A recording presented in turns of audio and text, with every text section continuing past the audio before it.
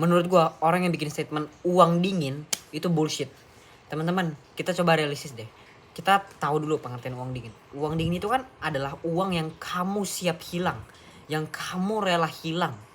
Kalau misalnya kamu berinvestasi di satu hal, terus uang kamu hilang, itu kamu oke. Tapi teman-teman, coba kita pikir deh, apalagi sebagai perintis, pasti kita nggak akan pernah punya uang dingin.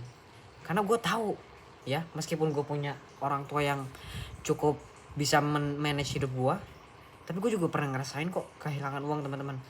Ya, jadi gue punya toko online dulu kan. Gue punya toko online lumayan gede lah ya. Bisa generate gue 2-3 juta per bulan. Terus gue mulai coba-coba tuh kripto, ya, tanpa ilmu yang jelas. Ya gue goblok lah, ya. Dengan ilmu yang kurang jelas, dan gue punya mindset, nggak apa-apa lah, gue masih muda ya kan.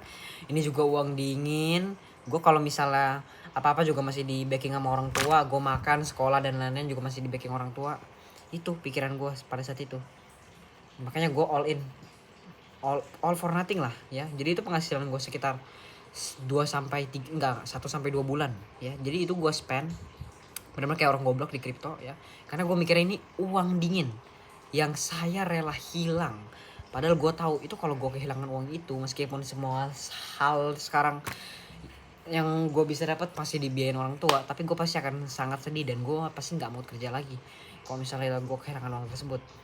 Dan ya kalian udah tahu lah ya endingnya seperti apa. Seperti kebanyakan orang juga, dia habis di kripto tanpa ilmu yang jelas.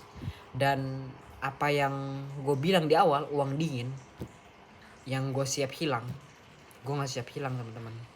Jadi di titik itu gue bener-bener kayak, ya gue ada kayak loss aversion juga. Anjir, ini kalau misalnya gue nggak taruh duit gue di sini, gue udah punya duit berapa, bro? Itu yang ada loss aversion itu ada di dalam diri gue terus, teman-teman. Ya, jadi menurut gue uang dingin itu tidak ada. Yang ada itu uang yang kamu kalau hilang itu nggak bikin kamu mati, tapi kamu tetap sedih. Kalau menurut kalian gimana? Coba kalian taruh di komen ya.